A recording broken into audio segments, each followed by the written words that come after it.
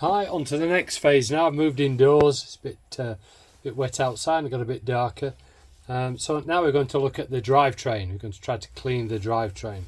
So I've got a couple of tools and a couple of bits of products that we'd use. One is called Blue, if you can see that, chain cleaner. There's lots of different types around. I do prefer the Juice Lubes, but I'm waiting for another order of that.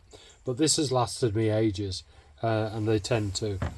So the spray version that we've got is the Dirt Juice Workshop Degreaser, which I'm going to use on the cassette, as you can see here, to get rid of any extra oil and grease that's on there. And when you look at it, you can see the jockey wheel here, and you'll have heard people talk about getting oversized jockey wheels and going on and on about how much better it is and how much less friction they've got. When you look at the bikes, there's so much you can do with just cleaning the jockey wheel itself, because it does tend to get forgotten about. Do the chain, forget about all the gunk that's in here. So put some degreaser on that and you can get rid of that, and you're going to make massive improvements on rather than changing, spending a fortune. I think they're £400 or £500 for an oversized jockey wheel. But rather than, fair enough, if you've got clean components anyway, then you might want to step up a level. But you can save so much time and reduce the friction just by cleaning your bike thoroughly. So I've got a chain cleaner which I'm going to put on the chain, and I think these are brilliant. They don't make much of a mess. And here we are. Hang on, let me you'll see it go on in a second. Yeah, they don't make much of a mess, and they're dead easy to use. So here it is. You can just about see it there. So you place that under the chain. They've got a top on it. You put some fluid in there, some chain cleaner, and I'll put the stuff in that we've just showed you. We can get the top off. You don't need a lot of it, and it will go a long way. So you'll see the amount I've put in. It's just enough so that there's more than I usually put in there. So there's quite a bit. So the brushes just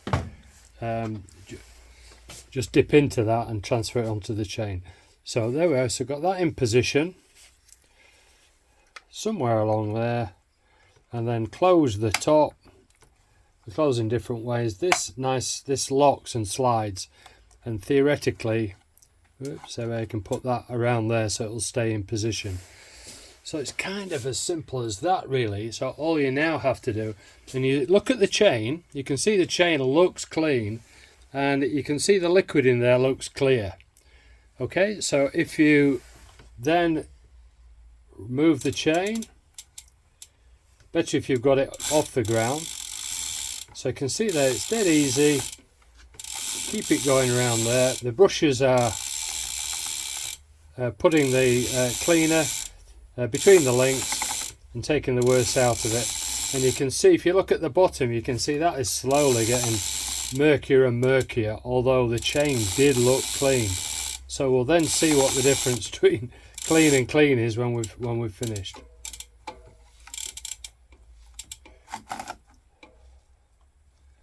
Okay, one of the things that I've forgotten to do is to remove the plastic cover at the back, which can get caught in your brakes if you don't do that. I think I've just caught it the right moment, so that hasn't. See, we all make mistakes. So that should now move forward. Yeah.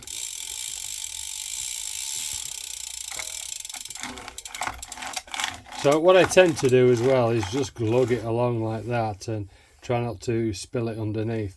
So we've done like a little bit of that. Move it around just a bit more. So getting the other part of the chain. Use the brush. No mess. It's all on the inside. And then when you've finished, unlock it, lift it off, and away you go.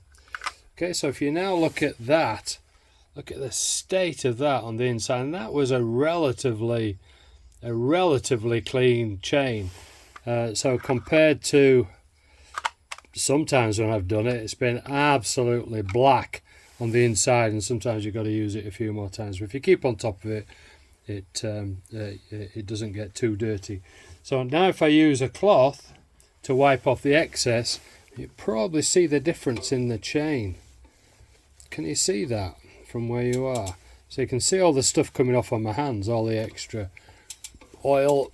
So you wipe that off both sides, move it round so you get the full extent of the chain. So what's left is liquid dirt that it's easily wiped off. So go around there, and it's quite nice to see a chain that's as nice and brightly coloured, nice and shining clean. Sad person that I am. So the other product that we were talking about using was the degreaser. So I'm just going to be careful with that, because I've taken the cover off there, so to get any overspray.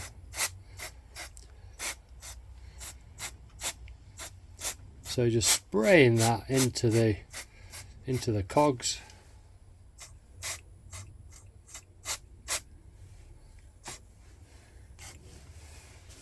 Okay, a little bit in there as well. Okay, and then with that you just wipe that off. So you'll see the difference. You can see it shining already, look. See the rear cassette shining. The one I'd like to spend more time on is the larger cog. Sometimes you can, well, often I'll take it off and give it a good clean, take it apart. But you can see the tremendous results you're getting from this already, just doing it that way. So we've now got a fairly clean cassette, fairly clean chain, and so there's less damage going to happen to that, because there's not the grime and dirt that's going to wear the chain, so that will last longer. And the cost of a chain might be £20–30. A cassette, as I said earlier, might be £150–200. You're going to save yourself money, as well as being able to cycle better, save on energy, and not have as much hassle with your gear changes, and with you know, with your bike slowly falling apart. So you change money and your ride will be better. Win-win.